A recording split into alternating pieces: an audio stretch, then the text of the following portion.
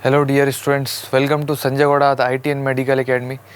जो हम चैप्टर पढ़ रहे थे वो है एटॉमिक स्ट्रक्चर, और आज नया टॉपिक हम स्टार्ट करेंगे। तो आइए स्टार्ट करते हैं। तो जो एटॉमिक स्ट्रक्चर है इसमें अपने को प्लैंक्स क्वांटम थियरी हमें कवर करना है, ठीक है। तो जो पार्टिकल नेचर ऑफ लाइट है यहाँ पर, इसे ही हम कवर करेंगे, ठीक है। पार्टिकल नेचर ऑफ लाइट, ठीक है। वेव नेचर हो चुका है, पार्टिकल नेचर अभी अपने को कवर करना है। तो उसमें लिखा हुआ है, पढ़ते हैं यहाँ पे, certain phenomenon like interference and diffraction which can be explain on the basis of wave nature of light. जो इंटरफेरेंस होता है और डाइफ्रैक्शन होता है उसे हम फिजिक्स में क्लैरिटी लेंगे, अपने को पढ़ाया जाएगा बहुत डिटेल में। और आगे पढ़ते हैं। But there are certain phenomenon like photoelectric effect, black body radiation which can only be explain on the basis of particle nature of light. तो ये भी जो ब्लैक बॉडी रेडिएशन है ना, ये भी हम पढ़ेंगे आगे फिजिक्स में चल के। बट यहाँ पे आपको मतलब थोड़ा सा अगर मैं इंट्रोडक्शन देना चाहूँ ब्लैक बॉडी रेडिएशन का, तो ऐसा कहा जाता है कि कोई भी अगर एक ऑब्जेक्ट होता है ना, अगर वो बहुत अच्छा एब्जॉर्ब करता है ना, तो बहुत अच्छा रिलीज़ भी करता है। जैसे अगर मैं बोलूँ ना, अपने पास वाइट शर्ट और ब्लैक शर्ट है, तो कौन ज़्यादा एब्जॉर्ब करेगा? ब्लैक शर्ट ही करेगा। क्या ब्लैक शर्ट रिलीज़ नहीं करता? अगर वो हीट एब्जॉर्ब ही कर रहा है तो अपने को गर्मी लगती नहीं। तो जितना भी कोई डार्क ऑब्जेक्ट होता है, जितना वो एब्जॉर्ब करेगा उतना ही वो रिलीज़ कर सकता है।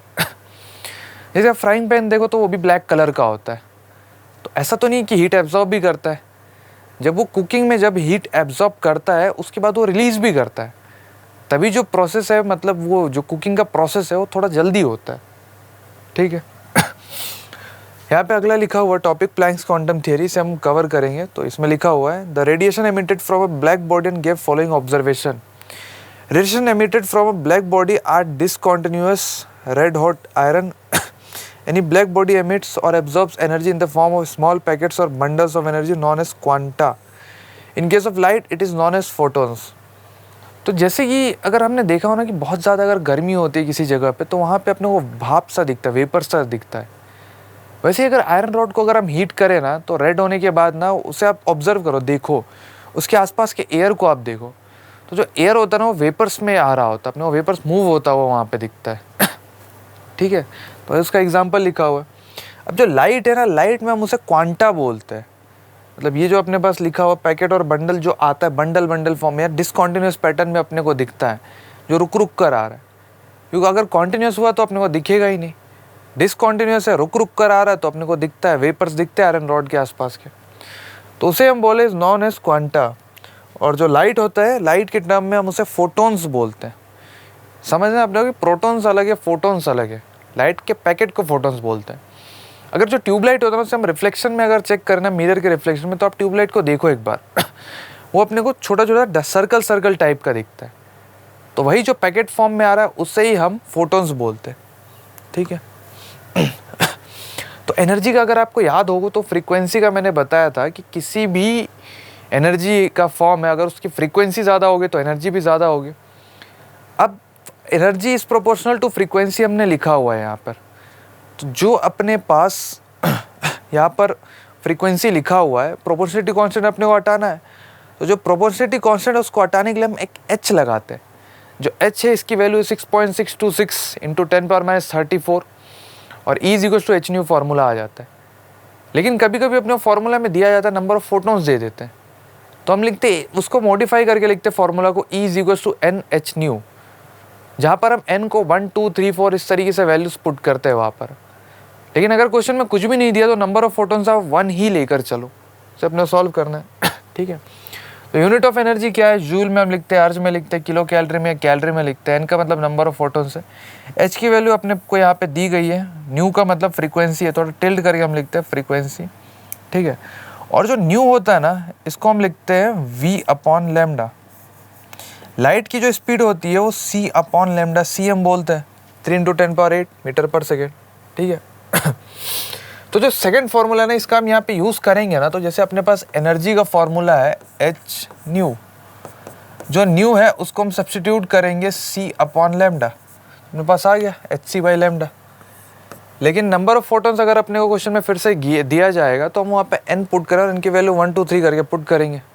ऐसा अब क्वेश्चन में क्या है ना, जो h और c है दोनों कांस्टेंट ही है, 6.626 10⁻34 और जो स्पीड ऑफ लाइट है 3 × 10⁸ मीटर पर सेकेंड। तो हम क्या करते हैं ना, उसको कैलकुलेशन को ईजी रखने के लिए हम दोनों को मल्टीप्लाई करके ऑलरेडी से रख लेते हैं। आप ना भी करो तो भी चलता है वो, लेकिन उसका ट्रिक मैं बता रहा हूँ कि h और c को मल्टीप्लाई करके रख लेते हैं। जब मल्टीप्लाई करो ना तो आंसर 1.98 × 10⁻25 आती है वैल्यू। अप्रॉक्सीमेटली हम उसे 2 × 10⁻25 ले सकते हैं। और जो वेवलेंथ है उसे हम मीटर में पुट करेंगे। तो एनर्जी का एक और फॉर्मूला है यहाँ पर जो 1/λ है, उसे हम वेव नंबर भी बोलते हैं। तो इस तरीके से भी हम इसे लिख सकते हैं। तो जो अपने पास एनर्जी का जो कुछ भी फॉर्मूला है उसे मैं लिस्ट कर रहा हूँ। Energy is equals to Nhν NhC/λ, और हम लिख रहे हैं NhCν बार ऐसा हमने लिख दिया। n में आपको बोलो कि कभी कभी क्वेश्चन में 1 और 2 अपने को वैल्यू दी जाएगी तो ही हम यूज़ करेंगे। अगर वैल्यू नहीं गिवन है तो डायरेक्ट n की वैल्यू 1 पुट करके सॉल्व कर लेंगे, ठीक है। अभी जो अपने पास एनर्जी का यूनिट्स है ना, बहुत सारे यूनिट्स है, उसमें अपने इंटर कन्वर्ट करना आना चाहिए। कन्वर्जन हम कैसे करेंगे, और फार्मूला कुछ शॉर्ट है तो और शॉर्ट हम निकालते हैं, क्योंकि एटॉमिक स्ट्रक्चर में बहुत ज़्यादा कैलकुलेशन रहता है, वो कैलकुलेशन अपने को करना पड़ेगा। तो जैसे 1 इलेक्ट्रॉन वोल्ट लिखा हुआ ना, 1 इलेक्ट्रॉन वोल्ट को हम लिखते हैं 1.6 × 10⁻19 जूल। जो यहाँ पे E लिखा हुआ ना, मतलब ये इलेक्ट्रॉन का चार्ज है, वो पुट कर दो यहाँ पे तो कूलम इंटू वोल्ट आएगा। कूलम इंटू वोल्ट होता है ना, वो 1 जूल होता है। जैसे हमने लिखा है यहाँ पे 1 eV, तो इलेक्ट्रॉन का चार्ज हम पुट करेंगे 1.6 × 10⁻19 कूलम, और वोल्ट को 1 वोल्ट ही रखते हैं। तो ये कितना आएगा 1.6 × 10⁻19 C × V जो लिखा हुआ है इसे हम जूल में लिखेंगे, ऐसा लिखा हुआ ठीक है। तो जूल को उल्टे से हम चल रहे हैं, जूल जो लिखा हुआ है उसे इलेक्ट्रॉन वोल्ट में हम कन्वर्ट कर रहे हैं और देख रहे हैं मतलब जो वैल्यू क्या आएगी, शॉर्ट कोई फार्मूला आ सकता है। 1.6 × 10⁻19 इधर जो लिखा हुआ है उससे 1 इलेक्ट्रॉन वोल्ट आता है। पीछे जो हमने कैलकुलेट किया 2 × 10⁻25, अब उसके लिए अपने को निकालना है कि इलेक्ट्रॉन वोल्ट में कन्वर्ट करें तो कितना आएगा। यूनिटरी मेथड लगा और इसे डिवाइड करके आप देखो तो वैल्यू आएगी 1.24 × 10⁻6 electron volt upon wavelength metre में क्योंकि आप इलेक्ट्रॉन वोल्ट में सब्स्टिट्यूट कर चुके। बट प्रॉब्लम क्या है ना, क्वेश्चन में मीटर में नहीं दिया जाता है, इधर नैनोमीटर या एंगस्ट्रम में दिया जाता है। तो 1 जो वेवलेंथ होता है नैनोमीटर में उसे हम मीटर में कन्वर्ट करेंगे। छोटे से अगर बड़े यूनिट में हम जा रहे हैं तो डिवाइड करना है। अब 1 मीटर में 10⁻9 नैनोमीटर होता है, तो डिवाइड करते हैं मैंने 10⁻9 से, तो 10⁻9 है की वैल्यू उसको हम उधर पुट करते हैं। तो जो एनर्जी यहाँ पे हम सिंप्लीफाई करेंगे तो ऐसा आएगा 1240 अपॉन वेवलेंथ इन नैनोमीटर, या एंगस्ट्रम में करें तो 12400 वेवलेंथ इन एंगस्ट्रम। ये पुट करके हम निकाल सकते हैं और जो भी एनर्जी आएगी वो इलेक्ट्रॉन वोल्ट में हम कैलकुलेट कर रहे हैं इधर ठीक है। ये फॉर्मूला ना थोड़ा सा इजी है, इलेक्ट्रॉन वोल्ट में एनर्जी हम निकाल सकते हैं डायरेक्टली। और अगर इलेक्ट्रॉन वोल्ट से किलो कैलोरी या किलो जूल में करना तो क्या करना है अपने को, थोड़ा सा और याद रखना है किस तरीके से हमने कैलकुलेट किया था। 1 इलेक्ट्रॉन वोल्ट को हम लिख सकते हैं 1.6 10⁻19 जूल इस तरीके से। और जो 1 इलेक्ट्रॉन वोल्ट होता है इसे हम ऐसा भी लिखते हैं कि 96.4 किलो जूल पर मोल, या फिर 24.3 किलो कैलोरी पर मोल। ये भी अगर हम ध्यान में रख ले तो आसान हो जाए अपने लिए कैलकुलेशन। अगर वेवलेंथ दिया हुआ है नैनोमीटर में और एंगस्ट्रम में तो इलेक्ट्रॉन वोल्ट में एनर्जी कैलकुलेट कर दो, और फिर जो भी वैल्यू है, अगर किलो जूल किलो कैलोरी में पूछे, किलो जूल में पूछा तो इस वैल्यू से मल्टीप्लाई करो 96.4 से, किलो कैलोरी में पूछा तो उस नंबर से आप मल्टीप्लाई करो। हालांकि वो भी याद रखो सही है, और किसी किसी क्वेश्चन में अपने को दे ही दिया जाता है तो डायरेक्टली भी हम निकाल सकते हैं, ठीक है। तो यहीं पे वो फार्मूला कैलकुलेट करके बताया गया अपने को, एनर्जी का फार्मूला किस तरीके से आता है ठीक है। तो आइए हम क्वेश्चन अब स्टार्ट करते हैं। तो पहला क्वेश्चन अपने को लिख कर दिया हुआ है यहाँ पे कि ratio of energy of photons with wavelength of 2000 4000 angstrom is. Wavelength दिया हुआ तो वेवलेंथ का हम फार्मूला यूज़ करेंगे, E = NhC/λ। फार्मूला लिखेंगे E1/E2 क्योंकि एनर्जी का रेशियो पूछा गया है, NhC/λ1, अगर NHC अपॉन लैम्डा 2, देखो NHC तो कैंसिल ही हो जाओ और n कुछ नहीं दिया तो 1 1 ही पुट कर दो, तो वैल्यू कितना आएगा लैम्डा 2 अपॉन लैम्डा 1। लैम्डा 2 जो वैल्यू अपने को गिवन है वेवलेंथ 2 4000 एंगस्ट्रम, वो यहाँ पे सब्स्टिट्यूट करो और यहाँ पे 2000 एंगस्ट्रम दिया हुआ है, ये सब्स्टिट्यूट करो तो रेशो क्या आएगा 2:1। 2:1 मतलब 2, fourth option. Level 2 class work का क्वेश्चन ही है, क्वेश्चन नंबर 11th, और अब क्वेश्चन नंबर 12 करते हैं डिस्कस। ठीक है, लिखा हुआ है इलेक्ट्रोमैग्नेटिक रेडिएशन जिसका वेवलेंथ है 242 nanometre just sufficient to ionise sodium atom, calculate ionisation energy of sodium in kilojoule per mole.